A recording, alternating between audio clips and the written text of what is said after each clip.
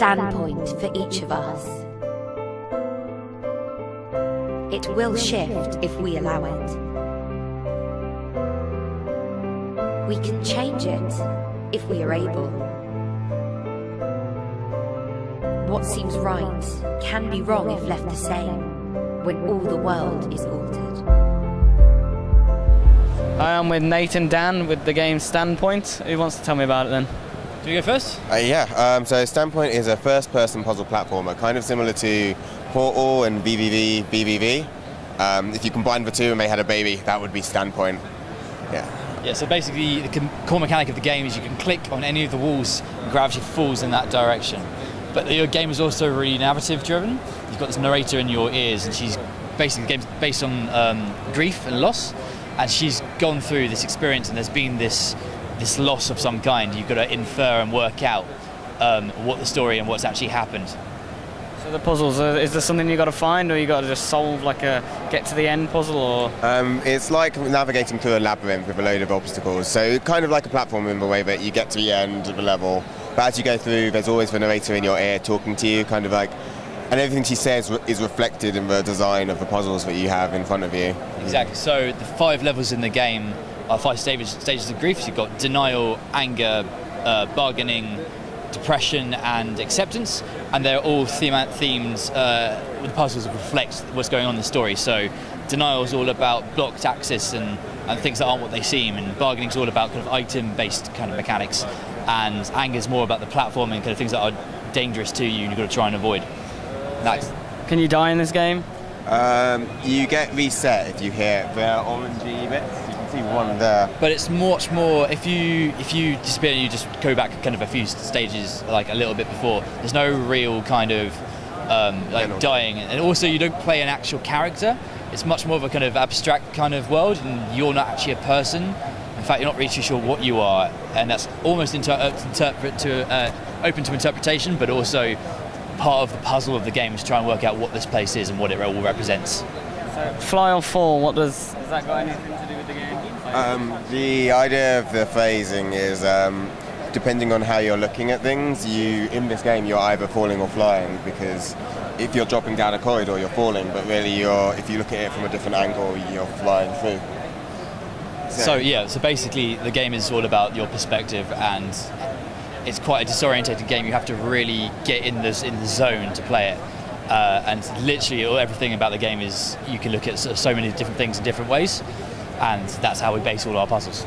So I could be looking down a corridor not seeing any like exits, but then if I change it there might be one on the roof that I have to get to? It's more you could be looking up a shaft and being like, how am I going to get to the top of it, and then change it and realise it's just a straight corridor.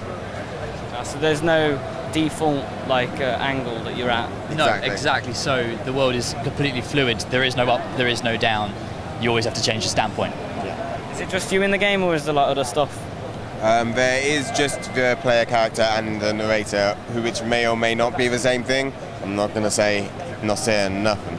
But also, the world is, you get a lot of hints of what's actually happened. So nothing in the game is really representative of the actual people that the game is talking about, as it were. But apart from in the secret areas. Apart from in the secret areas. A bit real. And things get a little bit twisted, and you kind of start to get more and more hints about the story behind the game. Yeah. Do you reckon you'll ever implement the Oculus Rift? Yes, I think that is the direction we're more and more seem to be headed in. Yeah, it's a question that gets asked non-stop, so we definitely have to look into getting it Oculus. It's been described as the best game that could possibly be on Rift, and also the worst game that could ever be on Rift. Basically, you're constantly falling. You're always getting the feeling of motion and flying, and there's a lot of twisting as well. And so it would be like a throw-up simulator, in a way. But it would be such a rush as well. So it's kind of, people would love to experience that, and I think we're definitely gonna head in that direction. So what platform are you on? Currently PC, OS X, and Linux, and we're looking into seeing if we can get into any consoles as well. And what are your jobs in the game? So I am programmer, designer, and currently artist, but we're looking for someone to take over art because that's not really my strong suit. I do sound effects, adaptive music, and basically all sound implementation. So you're the narrator?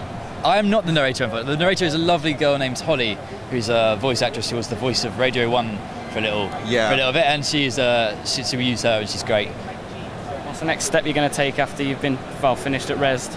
Well, basically, we're running a Kickstarter campaign right now. And a green light campaign. And a green light campaign. I was coming on to the green light. So basically, we're looking for funding mainly to hire artists to really start making the game look really, really beautiful. Also some tools, the extra little things that will make the game really sparkle. So if you search on Kickstarter for Standpoint, we'll appear. So, and also on the Kickstarter, you'll find a link to the demo that we're showing to here at Rezzed. Anyone can download that for free, again, for Linux, Mac, and PC. Also, we're on Greenlight. We're trying to get greenlit, so if anyone likes the game or wants to hear a bit more about it, head in that direction. Yes, votes. Very much appreciated. It's awesome. Standpoint, yes. So, and last question from me. You know your levels. Can you be able to get an editor in there for people to use? Absolutely. That was our top priority until everyone started asking about Oculus Rift. So that's moved to second top priority now. So it's actually our Kickstarter stretch goal. Yeah. So if both Oculus and Level Editor are, and I think we might, depending on what people say, we might swap them around depending on which they want more. But the two stretch goals, first two are Level Editor and Oculus. Do you want more? Huh? Ooh. Do you want more? Oh, I don't know. I was thinking I wanted the level editors for the community to be able to build their own levels to be so cool. But I also really want to know what it feels like to fall down those really long shafts. Yeah, I think I want the level editor more because I quite like not throwing up, and we'd have to test it a lot, meaning I would be a very queasy night. Yeah. Also, the level editor would technically be less work, so. I don't think so. No? No, I think getting Oculus would be easier. Oh, we're probably going to find out. No, it's been nice talking to you guys. Cheers. Nice talking to you. Thanks a lot. Thanks. Take care.